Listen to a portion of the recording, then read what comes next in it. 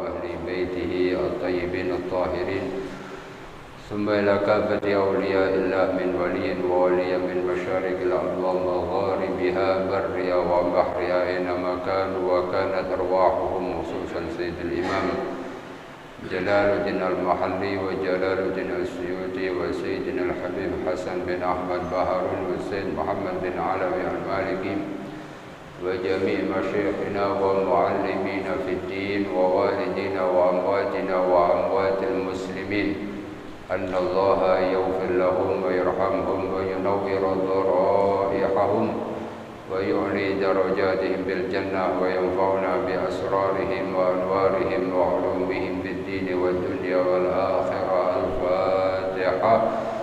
أعوذ بالله من الشيطان الرجيم. بسم الله الرحمن الرحيم. الحمد لله رب العالمين الرحمن الرحيم مالك يوم الدين إياك نعبد وإياك نستعين اهدنا الصراط المستقيم صراط الذين أنعمت عليهم غير المغضوب عليهم ولا الضالين آمين. بسم الله الرحمن الرحيم. الحمد لله رب العالمين والصلاة والسلام على أشرف الأنبياء والمرسلين سيدنا ومولانا محمد وعلى آله وصحبه حق قدره ومقداره العظيم. سبحانك لا علم لنا إلا ما علمتنا إنك أنت العليم الحكيم. رب اشرح لي صدري ويسر لي أمري واحلل عقدة من لساني يفقه قولي. أما بعد.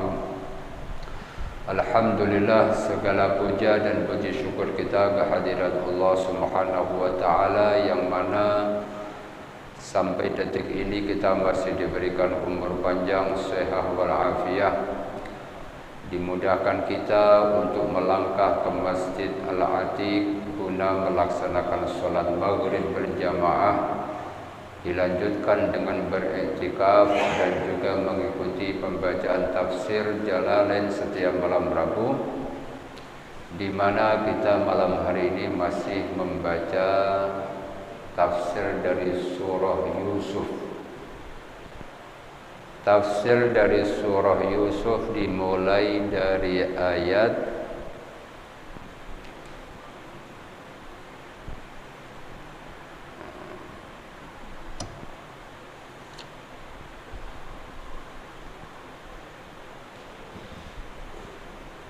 falamma dhahabu bihi waja'u abahum isya'an yabkun. Dimulai dari ayat ini. Ayat berapa ini? Waja'u abahum isya'an yabkun qalu ya abana inna dhahabna nastabiqu. Ayat 19 15. A'udzu billahi minasyaitonir rajim. Bismillahirrahmanirrahim. Waja'u abahum 'isha'an yabkun.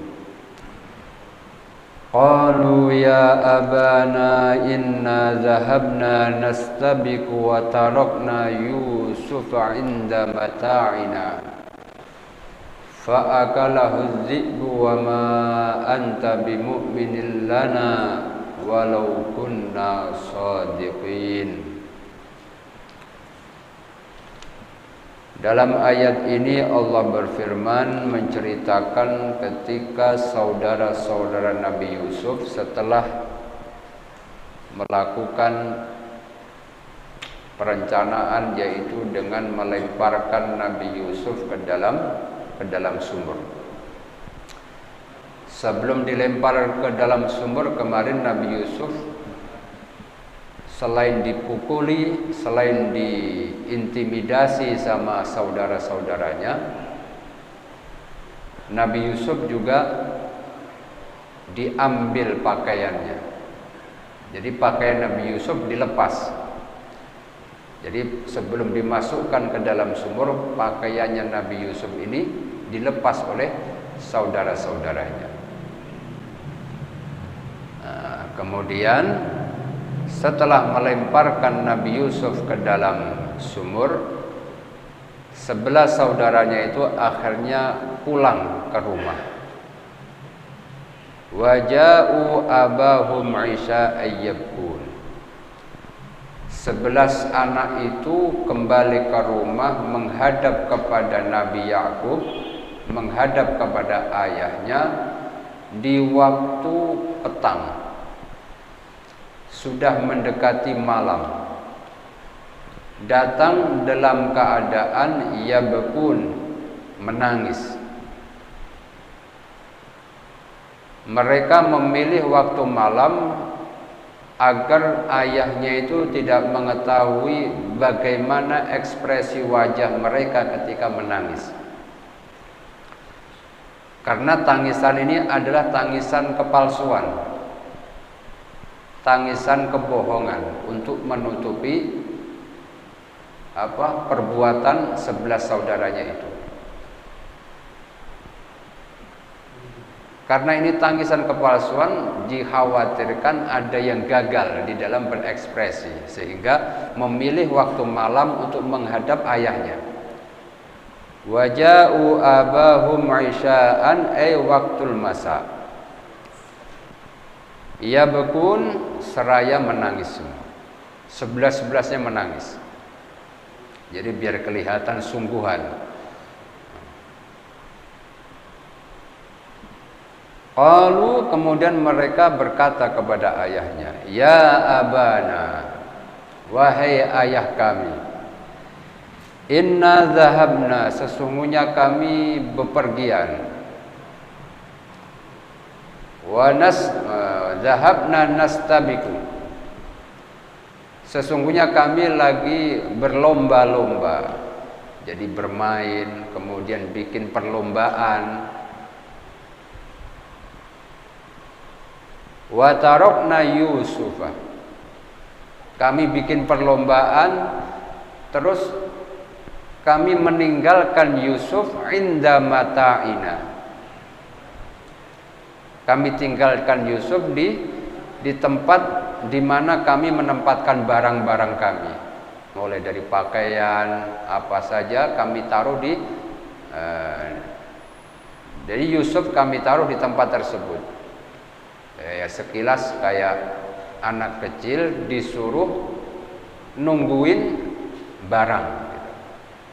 Jadi saudara-saudaranya 11 ini bermain, bikin perlombaan. Karena Nabi Yusuf ini kecil, akhirnya mereka beralasan Nabi Yusuf ditaruh di penitipan barang, suruh nungguin barang.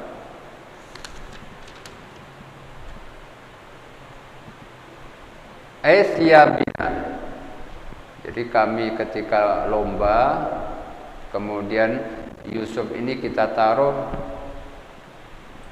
di tempat di mana kami menaruh baju-baju kami. Fa'akalahu dzi'bu. Ternyata Yusuf ini dimakan oleh serigala.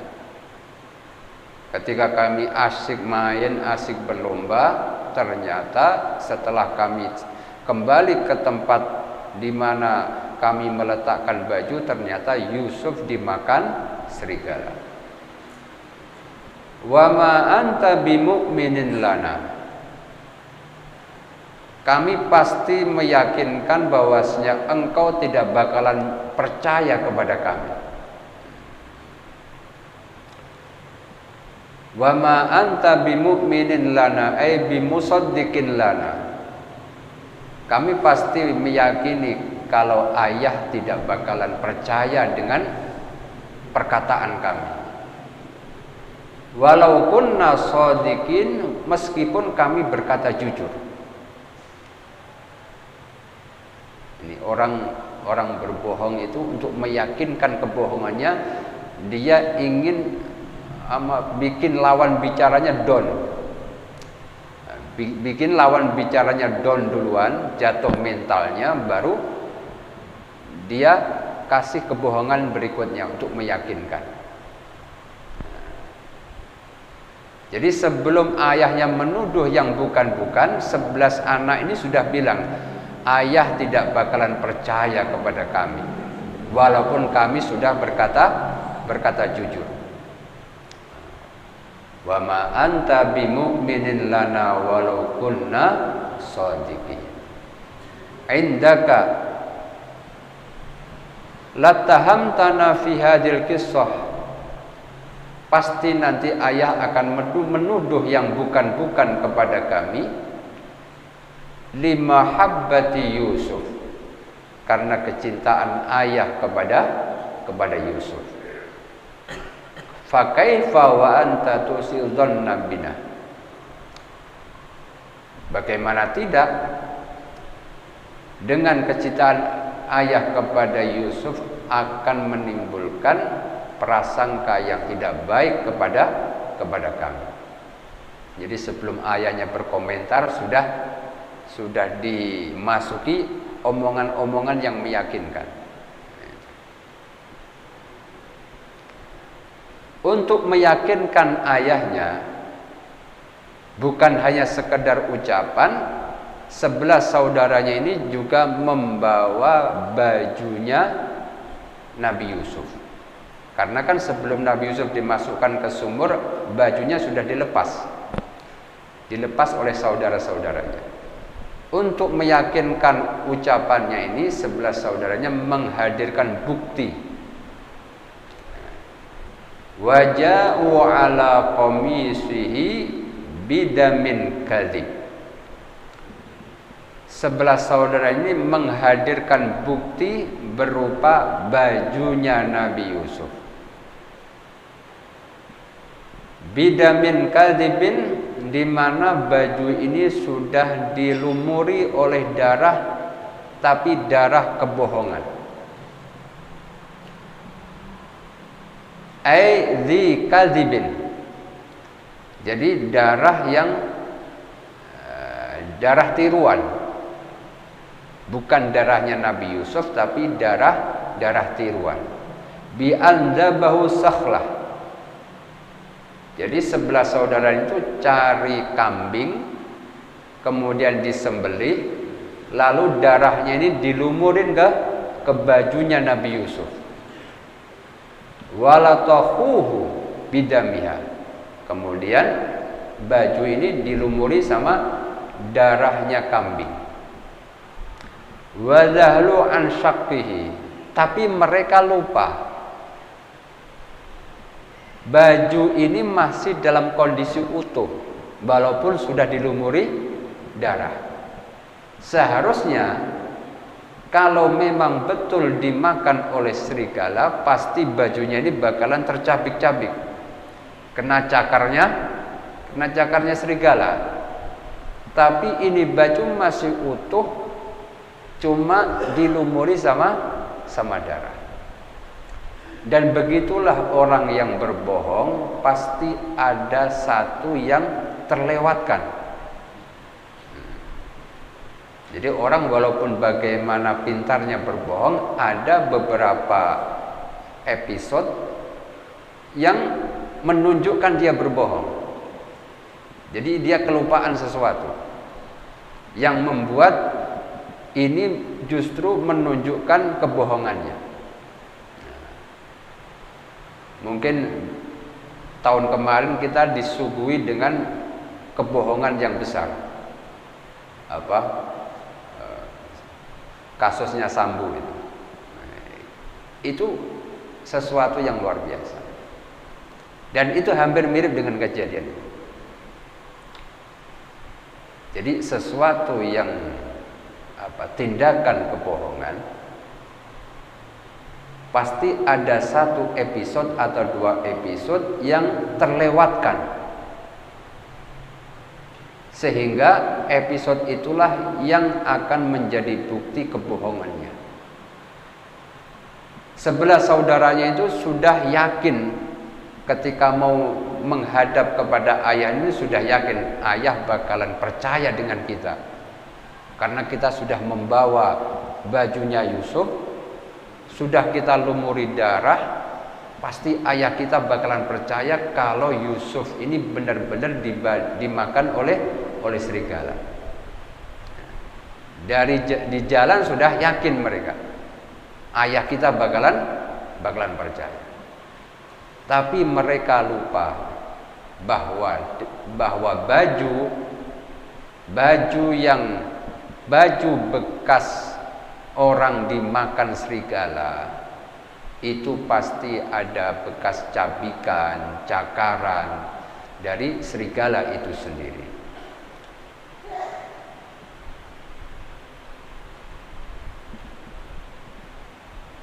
Qala Ya'qub lamma ra'ahu sahihan,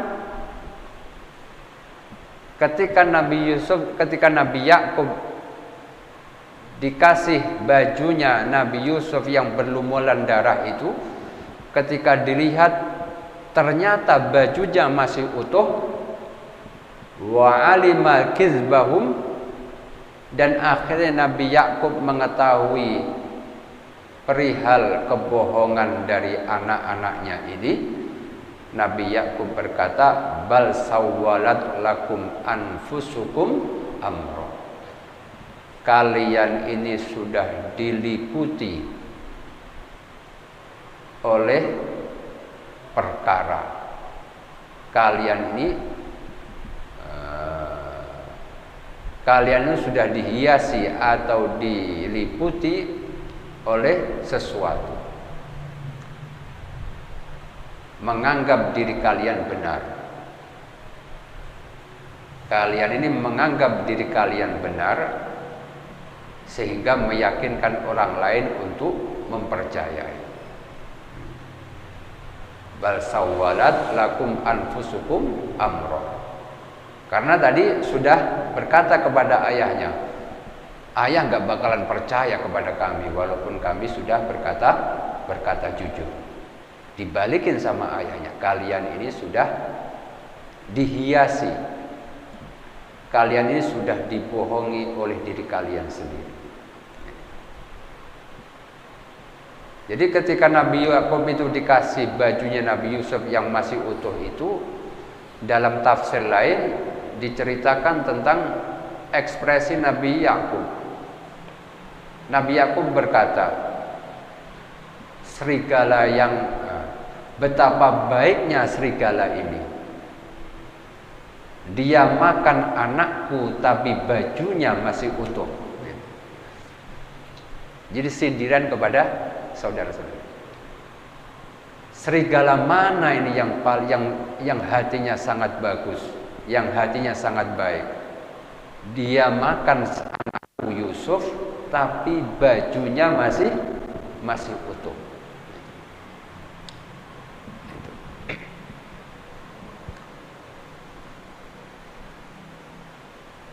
Bal sawalat lakum anfusukum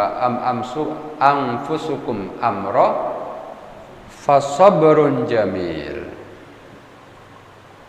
maka kesabaran yang utama itulah yang diambil, sikap yang diambil oleh Nabi Ya'qub. Fasabrun jamil. Wallahul musta'an ala ma tasifun, dan Allah lah sebaik-baik tempat untuk meminta pertolongan, ala ma tasifun, atas apa yang sudah kalian semua ceritakan kepadaku. Bagaimana fasabrun jamil? Sabrun jamil itu la jaza'a fihi. Di sini diterangkan fasabrun jamil, sabar yang baik itu yang bagaimana? La jaza'a fihi, tidak ada rasa gelisah, tidak ada rasa kaget, gemetar dan seterusnya. Jadi ekspresinya datar. Ketika mendapatkan musibah, dia mempunyai sikap seakan-akan tidak mengalami musibah. Itu namanya fasabrun jamil. Biasanya kan kita kalau kena musibah atau kita mendengar orang lain terkena musibah, kadang kita kaget. Kalau itu menimpa kepada orang yang kita cintai, kadang kita gelisah. Apalagi menimpa kepada diri kita sendiri, kita memberontak kadang, tidak bisa menerima. Adapun fasabrun jamil itu adalah ketika mendengar kita mendapatkan musibah, hati kita ini tidak goyah. La jaza'a fihi. Hati kita itu antara dapat musibah dan tidak dapat musibah itu sama. Dan lagi fasabrun jamil itu adalah dia sabar dan juga diiringi dengan sikap tidak curhat kepada orang lain. Kalau hanya bilang saya sabar, kemudian tapi kita masih curhat kepada orang lain, menceritakan kepada orang lain, maka itu bukan termasuk fasabrun jamil. Fasabrun jamil itu adalah menerima ketentuan Allah dengan suka hati dan tidak menceritakan kepada orang lain. Hanya Allah tempat mengadu. Hanya Allah tempat mengadu, hanya Allah tempat meminta pertolongan. Inilah yang diambil sikap yang diambil oleh Nabi Yakub ketika mengetahui anaknya yang bernama Yusuf yang dia cintai sudah tidak bersamanya lagi. Dan Nabi Yakub juga tidak menghukum 11 saudaranya. Tidak menghukum 11 anak-anaknya, itu tidak dihukum. Dari ayat ini bisa diambil pelajaran bahwasanya ada kesempatan bagi orang yang punya masa lalu yang kelam untuk bisa menjadi orang baik. Berapa banyak orang yang dulunya tidak baik kemudian menjadi baik. 11 saudaranya Nabi Yakub ini pernah melakukan kesalahan yang besar. Kesalahan yang fatal di mana memisahkan seorang anak dengan ayahnya. Dalam hadis itu disebutkan man faraqa baina waladihi wa walidatihi, siapa yang memisahkan antara anak dengan ibunya, maka di akhirat nanti Allah akan pisahkan dia dengan orang-orang yang dicintai. 11 saudaranya ini sudah melakukan kesalahan besar, memisahkan anak dengan ayahnya, melakukan tindakan yang membuat ayahnya, ayah kandungnya gelisah. Tapi 11 saudaranya ini dari sebagian ulama menyatakan bahwasanya nantinya 11 saudaranya Nabi Yusuf ini akan menjadi orang-orang besar. Orang-orang, bahkan ada yang berpendapat mereka menjadi nabi. 11 saudaranya Nabi Yusuf menjadi nabi. Sebagian lain mempunyai pendapat seperti itu. Sehingga dari ayat ini ada pelajaran bahwasanya orang sehitam, sekelam, sejelek apapun masa lalunya, jangan sampai putus asa untuk mendapatkan keridhaan dari Allah Subhanahu wa ta'ala. Dan bahkan kita pun ketika melihat orang melakukan kesalahan, jangan menghakimi terlalu berlebihan. Seakan-akan itu orang yang melakukan kesalahan tidak punya masa depan yang baik. Kadang kan kita suka ngecap orang seperti itu. Ketika itu orang melakukan kesalahan, kemudian kita anggap ini orang seterusnya bakalan salah. Padahal tidak seperti itu. Bisa jadi sekarang dia salah, tapi besok boleh jadi dia menjadi orang baik.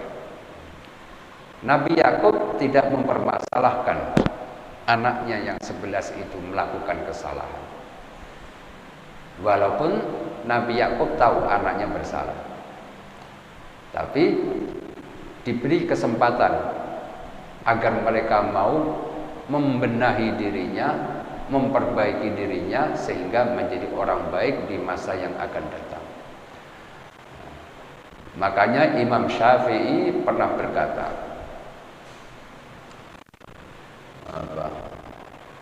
falamma dhaqat mazahibi walamma qasa qalbi wa dhaqat mazahibi ja'altu roja min afwika sullama.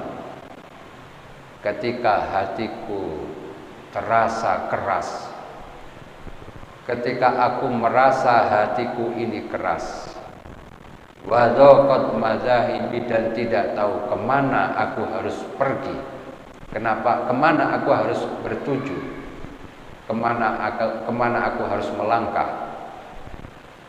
Ja'altu roja min afwika sullama, akhirnya aku jadikan pengharapanku kepadamu ya Allah sebagai anak tangga untuk mendapatkan kasih sayang Allah. Ini semacam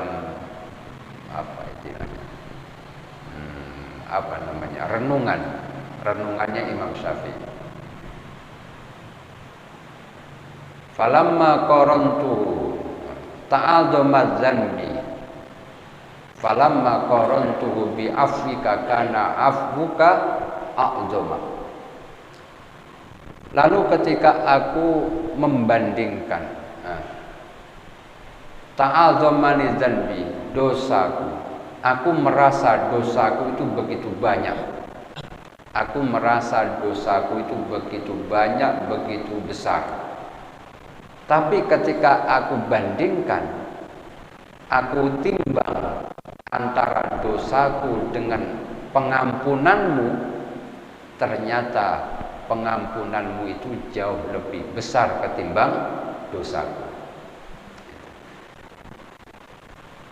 Ini renungannya Imam Syafi'i untuk memberikan kebesaran hati kepada kita yang barangkali kita merasa orang yang berdosa, orang yang ahli maksiat, bagaimana bisa menjadi orang baik dan tidak putus asa untuk meraih kasih sayang Allah Subhanahu wa ta'ala.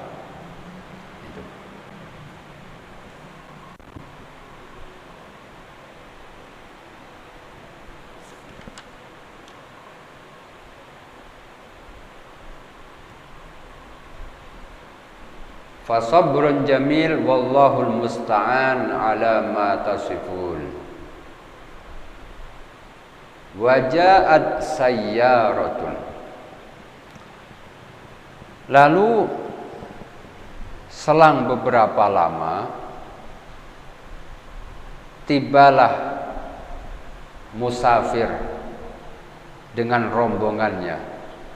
Musafiruna min Madyan, orang-orang musafir dari kota Madian, ila Mesir, mereka menuju ke kota Mesir.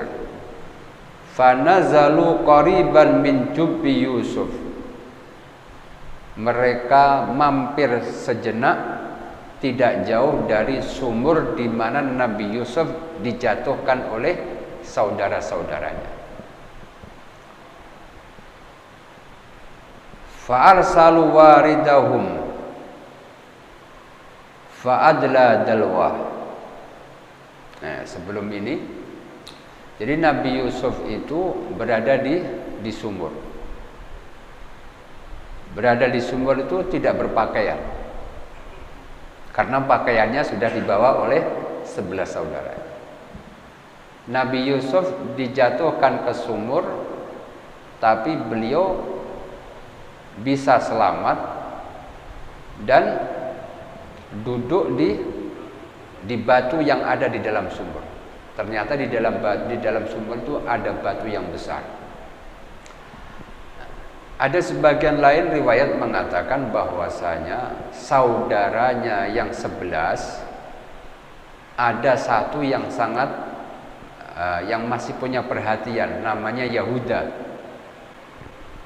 Itu tiap hari datang sendirian ke sumur tersebut nganterin makanan. Jadi dari 11 itu ada satu anak, ada satu saudaranya Nabi Yusuf, namanya Yahuda. Karena dia mungkin merasa bersalah, merasa kasihan dan seterusnya. Karena memang dari awal cerita Yahuda inilah yang membela Nabi Yusuf.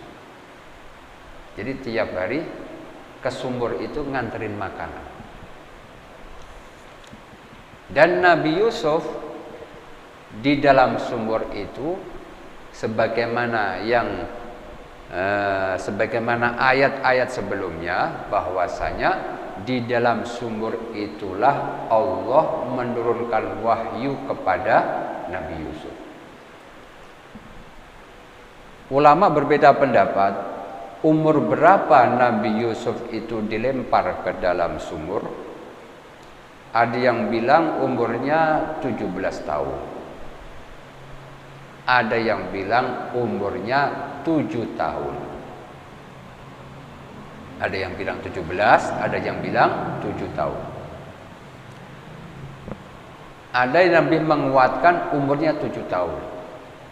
Karena dipanggil gulam. Karena apa? Ya busyra hadza gulam, kan nanti ada itu.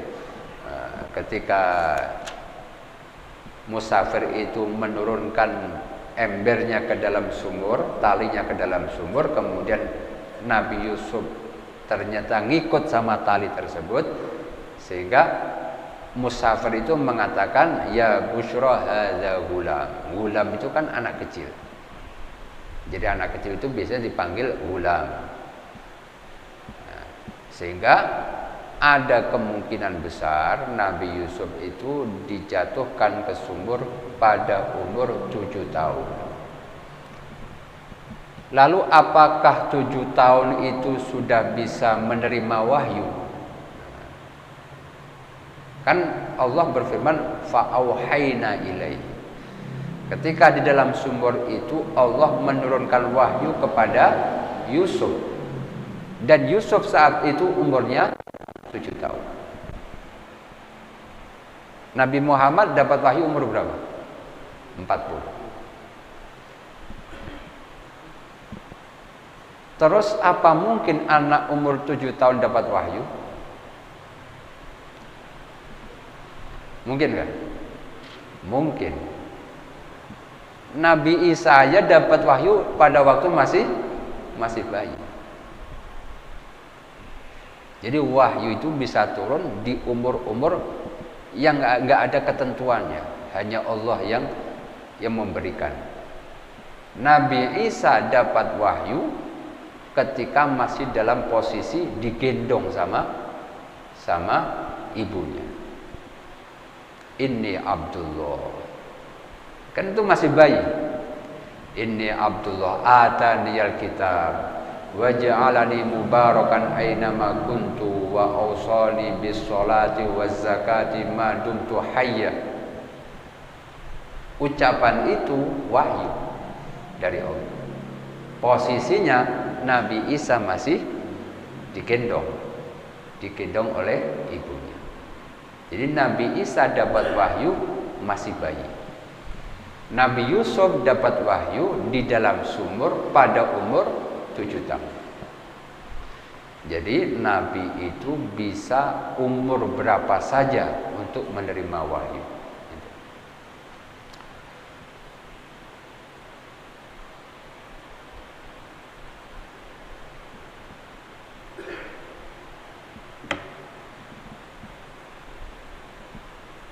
Maka di sini pelajaran bagi kita semua bahwasanya barang siapa yang memasrahkan urusan kepada Allah, maka Allah akan mengatur urusan tersebut. Jadi Nabi Yusuf ketika di dalam sumur sudah pasrah. Nabi Yusuf sudah tidak minta pertolongan lagi kepada siapa-siapa. Dikuatkan oleh Allah dengan diturunkan wahyu. Dengan datangnya malaikat Jibril. Ada cerita lagi dalam tafsir lain, dalam kitab tafsir Al-Bahrul Madid. Dulu Nabi Ibrahim saat dibakar oleh Namrud, dilindungi oleh Allah, dikasih baju dari surga. Dikasih baju dari surga. Sehingga selain api itu menjadi dingin, baju yang dipakai oleh Nabi Ibrahim pun tidak terbakar.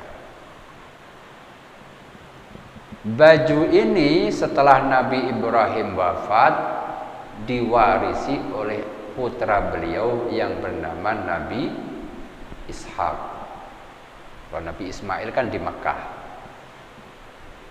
Diwarisi oleh Nabi Ishak. Setelah Nabi Ishak wafat, diwarisi lagi oleh Nabi Yakub. Nabi Yakub ini yang diceritakan di sini.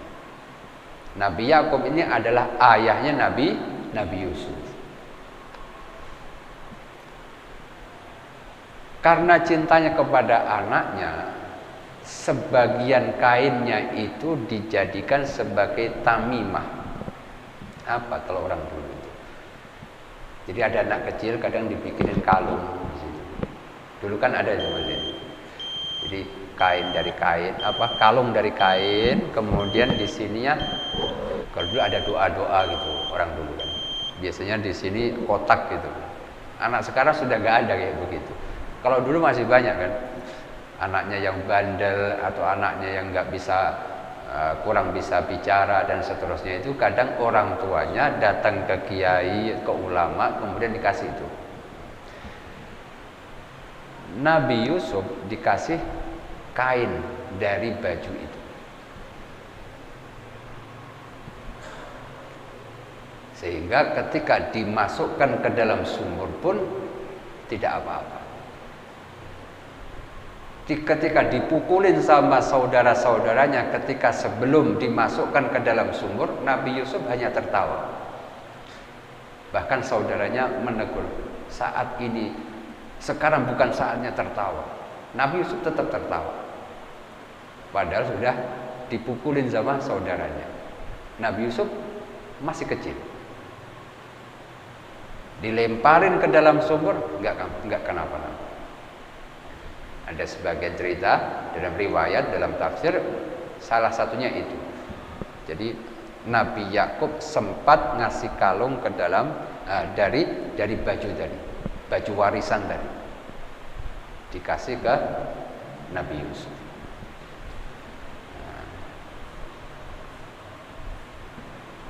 Jadi pada intinya ketika hamba itu sudah dijaga oleh Allah, mau ditaruh dimanapun dia akan selalu dijaga dan tidak akan terkena oleh apapun juga.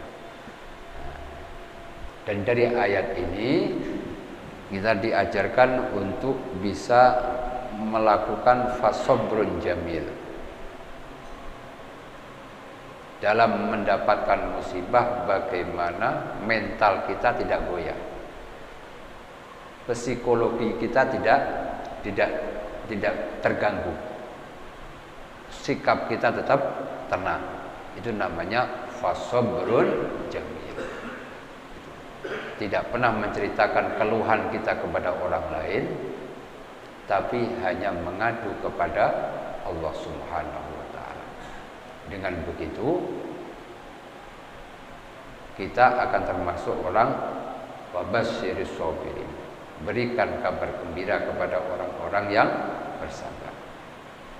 Sabar yang bagaimana? Yang fasabrun jamil. Ini saja yang barangkali bisa kita sampaikan pada pertemuan